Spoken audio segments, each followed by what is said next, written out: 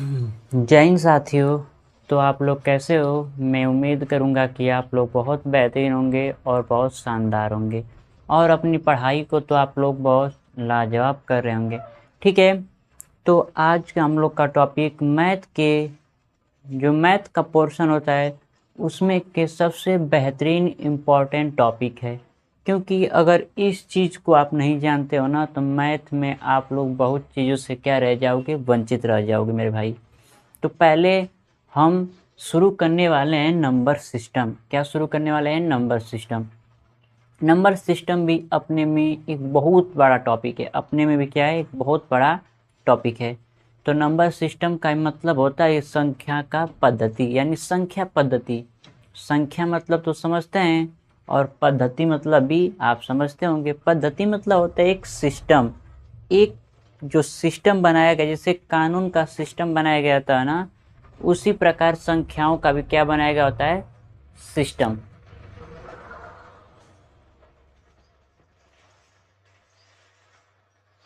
ठीक है मेरे भाई, उसी प्रकार संख्याओं का भी क्या बनाया गया होता है? सिस्टम। तो हम पढ़ेंगे संख्या पद्धति। क्या पढ़ेंगे? संख्या पद्धति।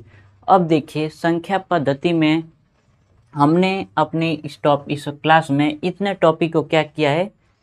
कंबाइंड किया है। इतने टॉपिक को क्या किया है? कंबाइंड किया है। ये जो हम लोग का क्लास होगा ये 2 भाग में होगा, क्योंकि 14 टॉपिक है। तो 14 को हम एक बार में नहीं कराएंगे, इसको 2 पार्ट में कराएंगे। 7 एक पार्ट में और 7 एक पार्ट में। ठीक है मेरे भाई, तो आप लोग बहुत बेहतरीन तरीके से इस चीज़ को समझ लीजिएगा। क्योंकि संख्या पद्धति जब हम शुरू करने वाले हैं तो हम पहले 0 से शुरू करेंगे कि 1% का भी आप लोग का कोई डाउट या कोई शिकायत या कोई परेशानी ना रह जाए। शुरू करो तो एकदम बेसिक से शुरू करो कि वो भी बच्चा पढ़ ले जो इस चीज़ के बारे में नहीं जानता है, और वो भी बच्चा पढ़ ले जो थोड़ा सा ऊपर लेवल का है। यानी सभी लोग के लिए ये ज़रूरी टॉपिक है मेरे भाई। ठीक है, अभी कि बहुत लोग अभी नहीं जानते होंगे कि अंक क्या होता है, संख्याएं क्या होती हैं, प्राकृतिक संख्या क्या होता है, पूर्ण संख्या क्या होता है, पूर्णांक क्या होता है, सम संख्या क्या होता है, विषम संख्या क्या होता है, अभाज्य क्या होता है या भाज्य संख्या क्या होता है। इधर देख लिया जाए तो सभाज्य संख्या क्या होता है, वास्तविक संख्या क्या होते हैं, परिमेय संख्या क्या होता है और अपरिमेय संख्या क्या होता है। तो इन सभी संख्याओं के बारे में हम लोग क्या करेंगे? डिस्क्राइब करेंगे। 2 पार्ट में क्लास होगा। पहले वाले में हम इधर से 7 बात मतलब इधर 7 है ना, 14 दोनों मिला के है ना, तो 7 एक क्लास में और 7 एक क्लास में। ठीक है,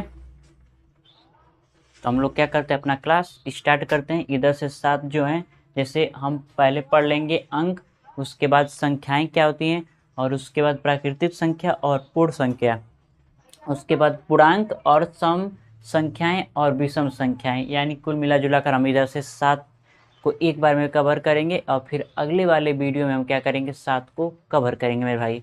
मैं इतना कहता हूँ कि ये आपके लिए बहुत इम्पोर्टेंट है, बहुत ज़रूरी है। इस चीज़ को आप बहुत ध्यानपूर्वक क्या करिएगा? पढ़िएगा।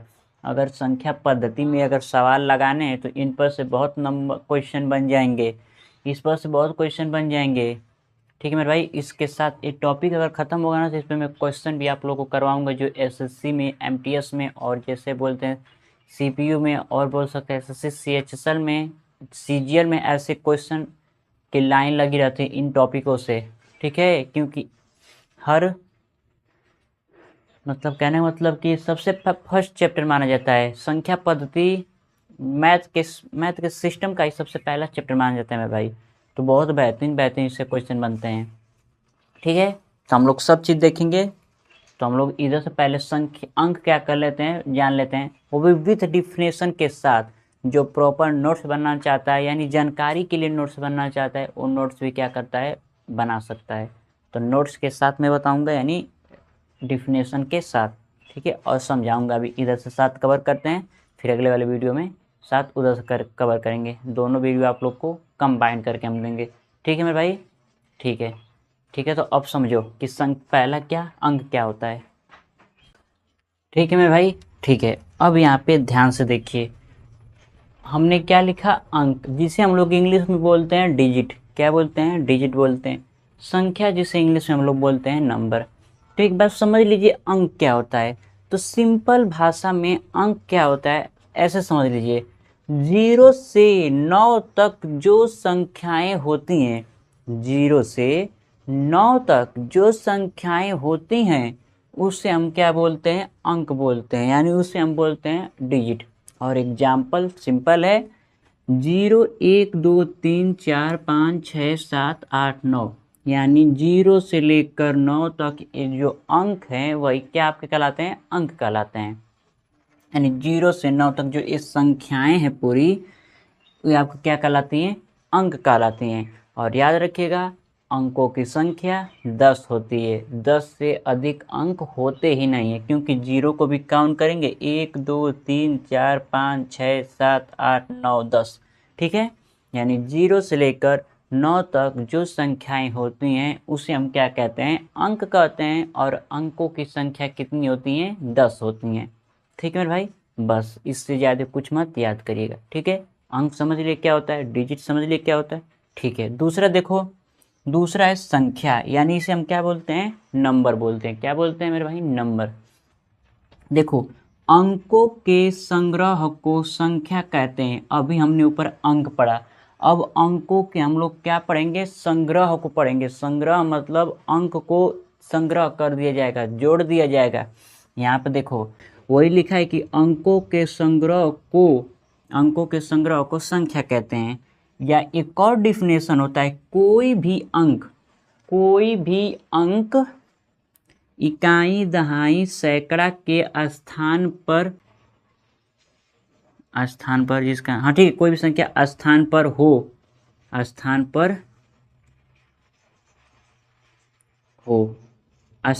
हो जिसका निर्माण होता है, यानी स्थान पर रहेगा किसके, कोई भी अंक इकाई, दहाई, सैकड़ा के स्थान पर रहेगा, तो फिर जिसका निर्माण होता है वो क्या कहलाता है, आपका संख्या कहलाता है। देखिए इसमें आपका, इसमें इकाई कौन है, आपका एक क्या है, इकाई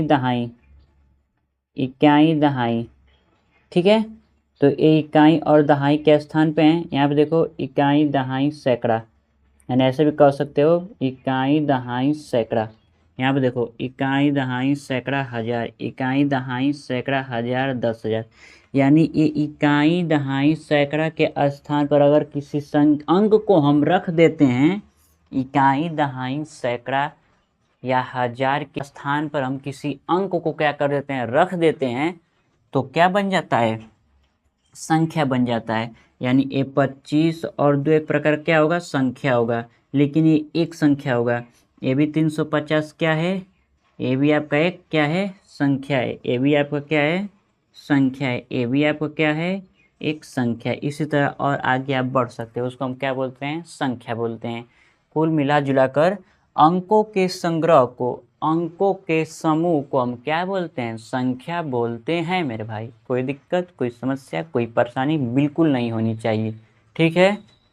अंकों के संग्रह को हम क्या बोलते हैं, संख्या बोलते हैं। जहाँ पे एक अंक रहेगा तो उसे हम अंक, अरे एक अंक रहेगा उसे हम संख्या नहीं बोल सकते, उसको हम क्या बोलेंगे, अंक बोलेंगे। लेकिन अंक मिल जाएंगे, एक साथ मिल जाएंगे, फिर एक से अधिक संख्या क्या कर देंगे, एक से अधिक अंकों का क्या कर देंगे, निर्माण कर देंगे, तो वो किस में बदल जाएगा, संख्या में बदल जाएगा मेरे भाई। कोई दिक्कत, आपको बेहतरीन तरीके से अंक और संख्या समझ आ गया होगा, ठीक है। अब हम लोग तीसरा टॉपिक देखते हैं, ठीक है मेरे भाई, ठीक है मेरे भाई, देख लेना अच्छे से,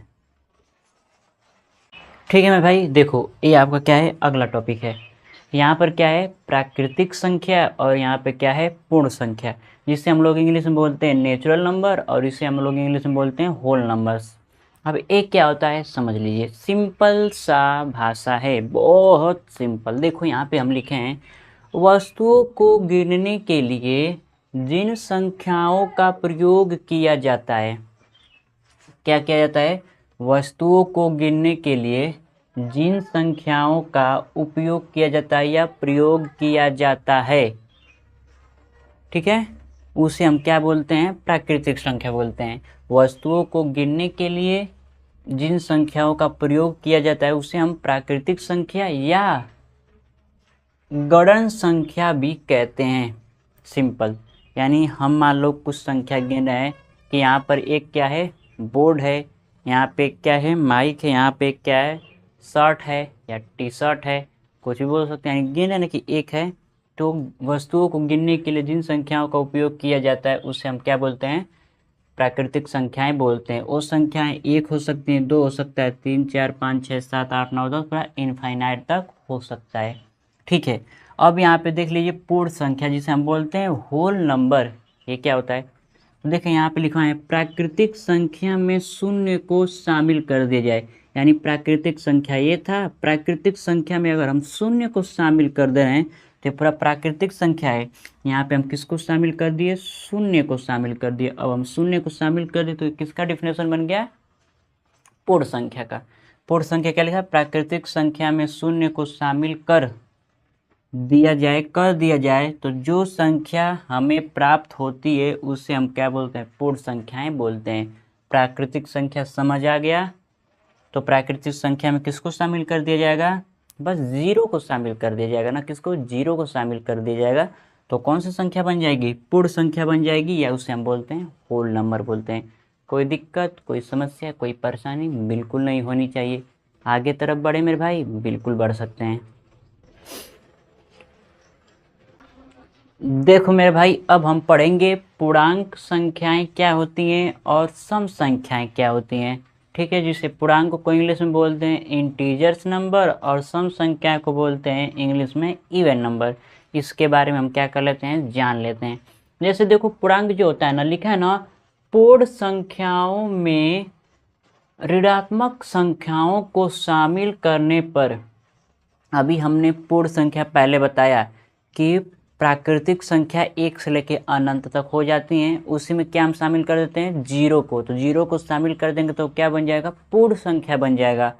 तो फिर यहाँ पे लिखा है ना, पूर्ण संख्याओं में ऋणात्मक संख्याओं को शामिल करने पर, यानी पूर्ण संख्या आपका क्या हो जाएगा, पूर्ण संख्या आपका हो जाएगा जीरो से लेकर पूरा इनफाइनाइट तक, जीरो से लेकर पूरा इनफाइनाइट तक क्या हो जाएगा, पूर्ण संख्या। और उसमें हम क्या शामिल कर देंगे, माइनस वाले चिन्ह को हम क्या कर देंगे, उसमें शामिल कर देंगे। जैसे कि ये आपका क्या होता है, माइनस वाला संख्या क्या कर देंगे आपका, उसमें शामिल कर देंगे। ठीक है मेरे भाई, जैसे कहने का मतलब ये है कि जो पूर्ण संख्या होता है तो जीरो से लेकर अनंत तक, 0 1 2 3 4, ये आपका क्या हो गया, पूर्ण संख्या हो गया। लिखा ना, पूर्ण संख्याओं में ऋणात्मक संख्याओं को शामिल करने पर जो संख्याएं हमें प्राप्त होता है उसे हम पूर्णांक कहते हैं। तो पूर्ण संख्या में हम लोग इधर से पढ़े थे ना, 0 1 2 3 4 5 और डॉट डॉट आगे तक गया था। अब उसमें हम क्या कर देंगे, माइनस वाला संख्या भी शामिल कर देंगे, माइनस का 1 माइनस का 2 माइनस का 3 माइनस का 4 माइनस का 5, ये भी कहाँ तक, अनंत तक। अब ये जो संख्या बन गया इसको हम पूरा क्या बोलेंगे, पूर्णांक बोलेंगे। क्या बोलेंगे, पूर्णांक। तो कहने का मतलब जीरो से लेके प्लस में अनंत तक, जीरो से लेके माइनस में अनंत तक जो संख्याएं होती हैं वो संख्याएं क्या कहलाती हैं, पूर्णांक कहलाती हैं। कहने का मतलब कि इंटीजर कहलाती हैं मेरे भाई। कोई दिक्कत, बिल्कुल दिक्कत नहीं होना चाहिए। कोई दिक्कत है, नहीं है। पूर्ण संख्या हमने पढ़ा है कि जीरो से लेकर अनंत तक होती हैं, तो उसी में पूर्ण संख्या में ही हम लोग क्या कर देंगे, माइनस वाला पार्ट शामिल कर देंगे। यानी माइनस का 1 माइनस का 2 माइनस का 3 माइनस का 3 माइनस का 4, यानी ऐसे अनंत तक जाएंगे। यानी दोनों को एक रेखा लाइन पे हम दर्शा देते हैं, उसी को हम क्या बोलते हैं, पूर्णांक बोलते हैं। नीचे आ गया इवन संख्याएं, यानी सम संख्या। सिंपल है, वे संख्याएं जो दो से पूर्णतः, वे संख्याएं जो दो से पूर्णतः क्या कर दे, पूर्णतः मतलब होता है पूरी तरह से, एकदम पूरी तरह से क्या कर दे, विभाजित कर दे, यानी विभाजित हो जाता है, उसे हम सम संख्याएं कहते हैं। यानी वे संख्याएं जो दो से पूरी तरह से विभाजित हो जाए, शेषफल क्या बचना चाहिए, जीरो बचना चाहिए, शेषफल क्या बचना चाहिए, शून्य बचना चाहिए। तो वैसे संख्याओं को हम क्या बोलते हैं, सम संख्या। जैसे 2 को अगर डिवाइड दोगे तो 2 पूरी तरह से कट जाएगा, 4 भी पूरी तरह से कट जाएगा, 6 भी पूरी तरह से कट जाएगा, 8 भी, 10 भी, 12 भी, 14 भी, 16 भी, उसी प्रकार 18, 20, 22, 24, 26, ये संख्या क्या है, सारी संख्या क्या है, सम संख्याएं। ये दो से पूरी तरह से क्या हो जाती है, विभाजित हो जाती है, शेषफल कोई नहीं बचता। ठीक है मेरे भाई, समझिए, आगे का टॉपिक समझ लें। ठीक है मेरे भाई, देख लो अब विषम संख्या क्या होता है। विषम संख्या वे संख्याएं होता है, विषम संख्या को बोलते हैं और नंबर, यानी विषम संख्या वे संख्याएं होता है जो 2 से पूरी तरह से विभाजित नहीं होता है, यानी 2 से क्या होता है, पूरी तरह से विभाजित नहीं होता है, उसे हम क्या बोलते हैं, विषम संख्या बोलते हैं। जैसे यहाँ पे देखो, क्या 1 2 से विभाजित हो पाएगा, नहीं हो पाएगा। 3 होगा, नहीं हो पाएगा, एक शेषफल बच जाएगा। क्या आपका 5 होगा, नहीं होगा, इसमें शेषफल कितना बच जाएगा आपका, शेषफल इसमें भी आपका 1 बच जाएगा। 2 से विभाजित नहीं हो सकता, नहीं ना हो सकता है मेरे भाई, नहीं हो सकता है। यानी जो संख्याएं 2 से विभाजित नहीं हो पाता है वो आपका कौन सी संख्या कहलाती है, विषम संख्या कहलाती है। कोई दिक्कत, कोई परेशानी, कोई नहीं। एक बार समझ लीजिए, वे संख्याएं जो 2 से पूरी तरह से विभाजित नहीं हो पाती, पूर्णतः मतलब होता है पूरी तरह से विभाजित नहीं हो पाती, उसे हम क्या बोलते हैं, विषम संख्याएं बोलते हैं। लेकिन सम संख्या जो होता है वो 2 से पूरी तरह से क्या हो जाता है, विभाजित हो जाता है, इसलिए उसको क्या बोलते हैं, सम संख्या बोलते हैं। ठीक है मेरे भाई, ठीक है मेरे भाई, आज हम लोगों ने 7 टॉपिक कंप्लीट किए। नेक्स्ट वाले क्लास में हम 7 टॉपिक कंप्लीट करेंगे, लेकिन हम दोनों क्लास को एक में कंबाइन करके देंगे। ठीक है, तो आप लोग बहुत अच्छे से इसको नोट्स भी बना सकते हैं और समझ भी सकते हैं। जो जो हम लिखवाए थे उस सभी आप लोग को एक ही क्लास में हम दे देंगे। फिर उसके बाद नंबर सिस्टम बहुत आगे तक है, फिर हम संख्या का भी नियम बताएंगे, संख्या का रूल भी बताएंगे, सब बताएंगे। बस आप लोग बने रहिए और अच्छे से आप लोग क्या करिए, पढ़ाई करिए मेरे भाई, बहुत बेहतरीन तरीके से, ठीक है ना। ठीक है, तो मिलते हैं अगले क्लास में, तब तक के लिए बाय, जय हिंद। ठीक है मेरे भाई, देखो ये आपका क्या है, अगला टॉपिक है। ये आपका है अभाज्य संख्याएं क्या होती हैं, और यहाँ पे हम लिखवाए हैं भाज्य संख्याएं क्या होती हैं। इससे पहले हम लोगों ने 7 टॉपिक पढ़ लिया, अब इसके बाद ये समझ लीजिए क्या है अभाज्य संख्या क्या होता है, जिसे हम लोग बोलते हैं प्राइम नंबर, और यहाँ पे है भाज्य संख्या जिसे हम लोग बोलते हैं को प्राइम, नहीं, इसको हम बोलते हैं कंपोजिट नंबर। ठीक है, क्या बोलते हैं, कंपोजिट नंबर। ठीक है ना मेरे भाई। देखो यहाँ पे जो आपका अभाज्य संख्या होता है ना, लिखा है ना कि वे संख्याएं जो स्वयं यानी खुद से और एक के अलावा अन्य किसी भी संख्या से विभाजित नहीं होती हैं। कहने का मतलब जो आपका अभाज्य संख्या होता है वो एक के अलावा और खुद के अलावा, मान के चलो यहाँ पे आपका क्या है, 2 है, तो 2 एक खुद के अलावा यानी 2 से और 1 से और इसके सिवा किसी और से विभाजित नहीं होती हैं, वे कौन सी संख्या कहलाती हैं, अभाज्य संख्या कहलाती हैं। देखो यहाँ पे जो 3 है, 3 भी किससे विभाजित होगा, एक खुद 3 से और एक 1 से, और कोई संख्या से 3 क्या नहीं होगा, विभाजित नहीं होगा। उसी प्रकार 5 केवल 1 से और अपने आप से, 7 भी 1 से और अपने आप से। यहाँ पे 11 है, वो भी 1 से विभाजित होगा और खुद 11 से होगा। यहाँ पे 13 है तो 13 भी खुद से विभाजित होगा और 1 से, और यहाँ पे 17 है तो 17 भी खुद से विभाजित होगा और 1 से होगा मेरे भाई।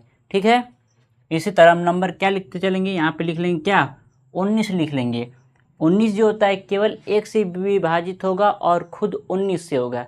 उसी प्रकार और क्या लिख लेंगे, 21 नहीं लिखेंगे मेरे भाई। देखो 20 तो मानते हैं कि सम संख्या, उसको नहीं लिखो, लेकिन 21 भी मत लिखना, क्योंकि 21 आपका 3 से 7 से विभाजित हो जाएगा, खुद 21 से भी हो जाएगा, 1 से भी हो जाएगा, तो हम उसको ये नहीं लिखना है। क्या लिख सकते हो, 23 लिख सकते हो। जो 23 है यानी 23 है वो 1 से विभाजित होगा और किससे होगा, केवल 23 से होगा। ठीक है मेरे भाई, यानी अभाज्य संख्याएं वे संख्याएं जो स्वयं से और एक के अलावा किसी अन्य से विभक्त नहीं होती हैं, विभाजित नहीं होती, उसे हम क्या बोलते हैं, अभाज्य संख्याएं बोलते हैं।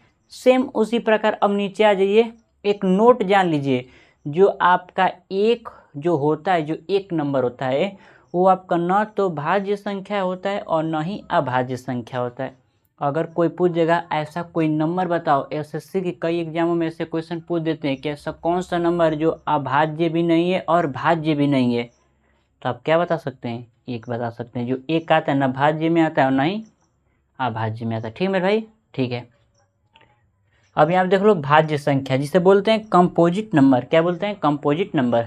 देख लो क्या होता है, वे संख्याएं जो स्वयं और एक के अलावा, कहने का मतलब ऐसी संख्याएं जो एक से भी कटेगी और स्वयं से कटेगी, उसके अलावा और किसी से भी क्या होंगी, कटेंगी। देखो यहाँ पे वे संख्याएं जो स्वयं और एक के अलावा अन्य किसी संख्या से पूरी तरह से क्या हो जाती हैं, विभाजित कर देता है या विभाजित हो जाती हैं, उसे हम क्या बोलते हैं, भाज्य संख्याएं बोलते हैं। जैसे यहाँ पे 4 है, 4 किससे किससे विभाजित होगा, देखो एक तो 1 से होगा, एक किससे होगा, 2 से होगा, एक किससे होगा, 4 से होगा, और एक किससे होगा, 1 से होगा, 2 से होगा, 4 से होगा ना। ठीक है मेरे भाई, 3 को 6 को क्या बता सकते हो, 6 खुद है, 3 है, 2 है, और क्या है, 1 भी है। यानी देख लो इसके भी कई होंगे, इस ये भी 8 भी आपका कट जाएगा, 10 भी उसी तरह, 12 भी, देखो 15 भी आपका कट जाएगा। देखो 15 किससे, 1 से कटेगा, खुद 15 से कटेगा, 3 से कटेगा, 5 से कटेगा, यानी इतने सारे संख्या से क्या हो जा रहा है, 15 कट जा रहा है। लेकिन इसमें देखो मेरे भाई, जो 2 है केवल 1 से और 2 से, 3 केवल 1 से और 3 से, 5 केवल 1 से और 5 से, 7 केवल 1 से और 7 से, यानी इसमें केवल एक और वो संख्या स्वयं और किससे विभाजित नहीं हो, किस वाले में, आपके अभाज्य में। लेकिन भाज्य में देख रहे हो कई संख्याएं बन जा रही है, यहाँ पे 3, यहाँ पे 4 बन जा रहा है, यहाँ पे 3 4 बन जा रहा है, यानी एक इसमें आ जाएंगे, आपके भाज्य संख्या में आ जाएंगे। कोई दिक्कत, कोई प्रॉब्लम, कोई समस्या, बिल्कुल नहीं। सिंपल तरीका है, जो अभाज्य संख्या होता है वो केवल एक से और स्वयं से विभाजित होता है, बाकी किसी से भी विभाजित नहीं होता। और जो आपका भाज्य संख्या है वो आपका एक और स्वयं को छोड़ के और भी किसी संख्या से क्या हो सकता है, विभाजित हो सकता है मेरे भाई। कोई दिक्कत, कोई समस्या, कोई परेशानी नहीं होनी चाहिए। जो एक होता है वो ना तो अभाज्य संख्या होता है और ना ही भाज्य संख्या होता है। ठीक है मेरे भाई, आगे का टॉपिक देखते हैं। ठीक है,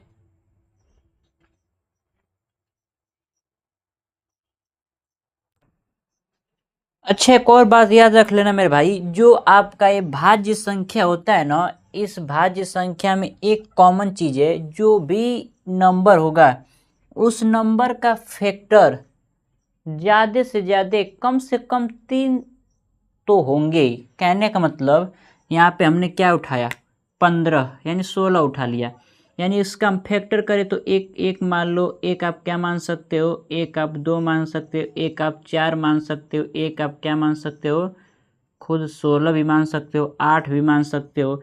यानी कम से कम 3 तो फैक्टर होना, ये 3 से कम नहीं हो सकता, उससे बेसी हो सकता है लेकिन 3 से कम फैक्टर हो ही नहीं सकते। याद रखना, भाज्य संख्या में एक खासियत है कि इसके जो फैक्टर होंगे ना 3 से कम हो ही नहीं सकते। ठीक है मेरे भाई, 3 से कम अगर हो गए तो आपकी भाज्य संख्या कहाँ कहलाएगी, आपको अभाज्य संख्या नहीं कहला जाएगी। बात सही है ना, बिल्कुल सही है। तो कम से कम 3 फैक्टर तो उसके होंगे ही, किसके, आपके भाज्य संख्या के। ठीक है मेरे भाई, ठीक है, इस चीज़ को याद रखिएगा।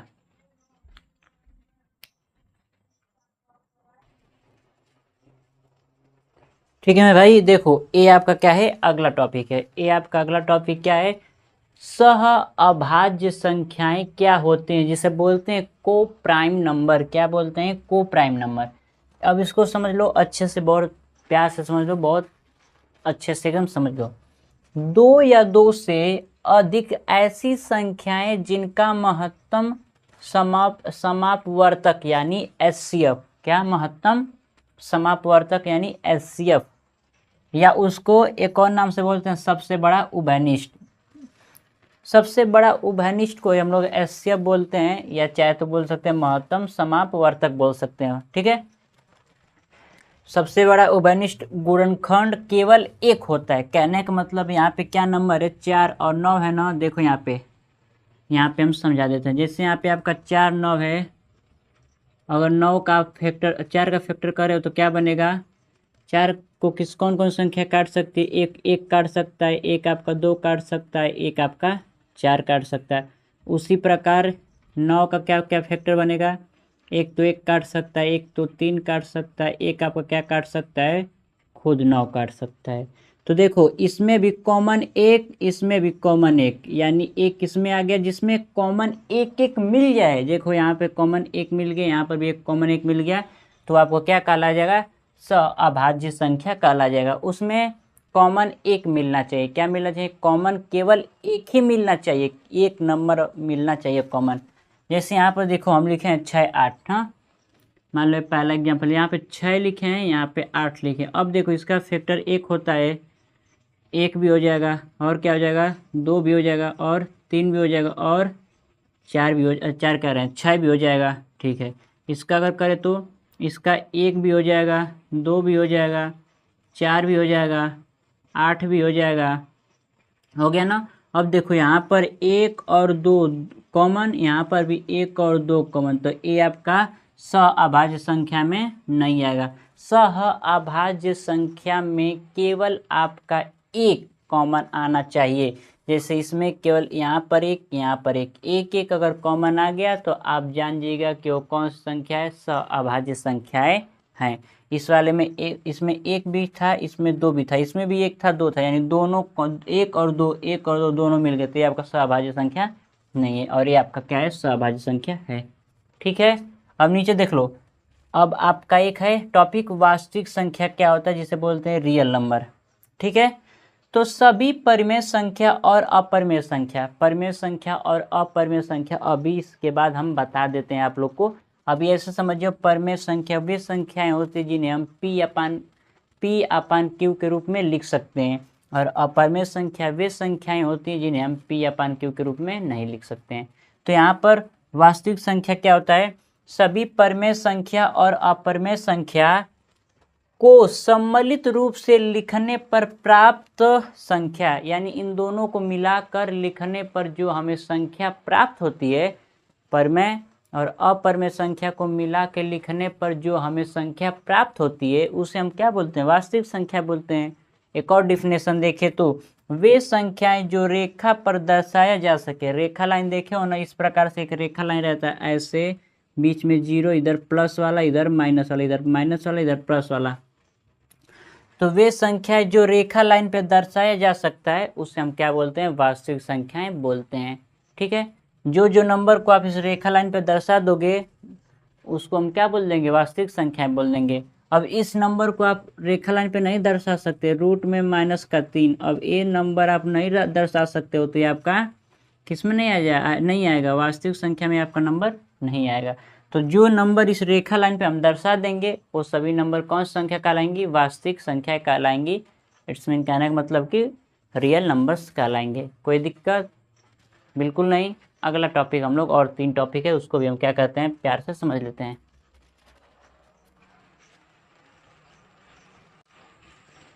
उदाहरण में देख लो मेरे भाई, देखो वास्तविक संख्या में आपका क्या आ जाएगा, रूट में 3 आ जाएगा, 2/5 आ जाएगा, रूट में 5 आ जाएगा, ये आपका 4/11 आ जाएगा। इन सभी को आप क्या कर सकते हो, रेखा लाइन पे दर्शा सकते हो। यहाँ पे देख लो, हाफ का -3 भी दर्शा सकते हो रेखा लाइन पे, -7 भी दर्शा सकते हो, 5 भी दर्शा सकते हो, 5/11 भी दर्शा सकते हो, रूट में 5 भी दर्शा सकते हो, रूट में 3 भी दर्शा सकते हो। लेकिन वही हो जाता है, रूट में -3, इसे आप रेखा लाइन पे नहीं दर्शा सकते, तो ये आपका वास्तविक संख्या नहीं कहलाएगा। लेकिन ये आपका क्या है, वास्तविक संख्या कहलाएगा। ठीक है मेरे भाई, सारे नंबर तो प्लस माइनस में पहले नंबर हो जाएंगे, फिर √3 और रूट में सारे नंबर हो जाएंगे। ठीक है, लेकिन रूट के अंदर माइनस वाला आपका क्या, वास्तविक संख्या नहीं काउंट होता है, वास्तविक संख्या वो होता ही नहीं है। हम बताएंगे कि वो क्या होते हैं। ठीक है ना, तो इस चीज़ को समझ लीजिए।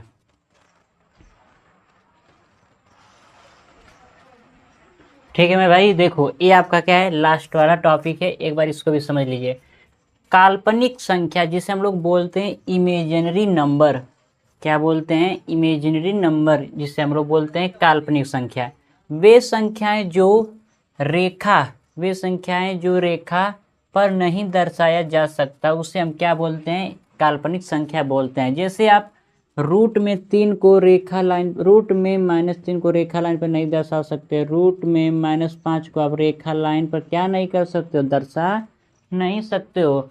रूट के अंदर अगर कोई भी नंबर माइनस में है तो किसमें सारे नंबर आएंगे, काल्पनिक संख्या में नंबर आएंगे। ठीक है मेरे भाई, तो सिंपल फंडा है, काल्पनिक संख्या इमेजिनरी नंबर वे संख्याएं जो रेखा लाइन पर नहीं दर्शाया जा सकता उसे हम क्या बोलते हैं, काल्पनिक संख्या बोलते हैं। एग्जाम्पल में रूट में -4, रूट में -3, रूट में -7, रूट में -8, जैसे आप लिखे हैं रूट में -3, रूट में -5, रूट में -7। और परिमेय संख्या सिंपल है, आप लोग उस पढ़ चुके हैं कि वे संख्याएं जो पी अपन क्यू के रूप में लिखा जा सकता है उसे हम क्या बोलते हैं, परिमेय संख्या बोलते हैं। आपका क्या कहला जाएगा, पी कहला जाएगा, या आपका क्या कहला जाएगा, क्यू कहला जाएगा। पी अपन क्यू के रूप में, ये भी पी अपन क्यू के रूप में, चाहे तो यहाँ पर पी है तो यहाँ पर कुछ नहीं है तो यहाँ पर एक, ये भी पी अपन क्यू के रूप में, ये भी पी अपन क्यू के रूप में, नीचे कुछ नहीं है तो एक है, ये भी पी अपन क्यू के रूप में, कुछ नहीं तो एक, ये भी क्या है, पी अपन क्यू के रूप में है। तो वे संख्याएं जिन्हें हम पी अपन क्यू के रूप में लिख सकते हैं वो सभी संख्या क्या कहलाती हैं, परिमेय संख्या कहलाती हैं। बस कंडीशन ये रहना चाहिए कि नीचे जो आपका क्यू है वो नॉट इक्वल टू जीरो, वो कभी जीरो नहीं होना चाहिए, बाकी सारा होगा चल जाएगा, बाकी सारा होगा क्या हो जाएगा, चल जाएगा। बस नीचे वाली जो संख्या है वो क्या नहीं होना चाहिए, जीरो के बराबर नहीं होना चाहिए। और एक और कंडीशन, जो पी और क्यू होता है, पी और क्यू क्या होता है, पूरा पूर्णांक, ठीक है। पी और क्यू क्या होने चाहिए, पूरे पूर्णांक होने चाहिए। बस आपका एक कंडीशन जो आपका क्या बोलते हैं, क्यू है वो not equal to zero, zero के बराबर नहीं होना चाहिए, ठीक है मेरे भाई, कोई दिक्कत बिल्कुल नहीं। और नीचे आपका अपरिमेय संख्या, वे संख्या जिसे हम पी अपन क्यू के रूप में नहीं लिख सकते हैं उसे हम अपरिमेय संख्या कहते हैं। जैसे रूट में 3, इसको आप पी अपन क्यू के रूप में नहीं लिख सकते हो, इसको एक मानोगे तब भी ये आपका संख्याएं परिमेय संख्या नहीं कहलाएगा। एक मान लेते परिमेय संख्या नहीं कहलाएगा। रूट में 2 बटे में रूट में 2 परिमेय संख्या नहीं कहलाएगा। इस संख्या का अंत ही नहीं है, डॉट डॉट डॉट करके आगे बढ़ाते हुए भी संख्या परिमेय संख्या नहीं कहलाएगा। तो क्या संख्या कहलाएगा, अपरिमेय संख्या कहलाएगा। तो वे संख्या जो पी अपन क्यू के रूप में नहीं लिखा जा सकता उसे हम क्या बोलते हैं, अपरिमेय संख्या बोलते हैं मेरे भाई, ठीक है। तो हमने 14 टॉपिक लिए थे, 14 टॉपिक को आपको बाकायदे से बता दिए, बहुत बेहतरीन तरीके से बता दिया। मैं उम्मीद करूंगा कि आप लोग को ये टॉपिक पूरे के पूरे समझ आए होंगे, बिल्कुल एकदम बेहतरीन तरीके से, ठीक है मेरे भाई। तो आज की क्लास यहीं पर रहने देते हैं, तब तक के लिए जय हिंद।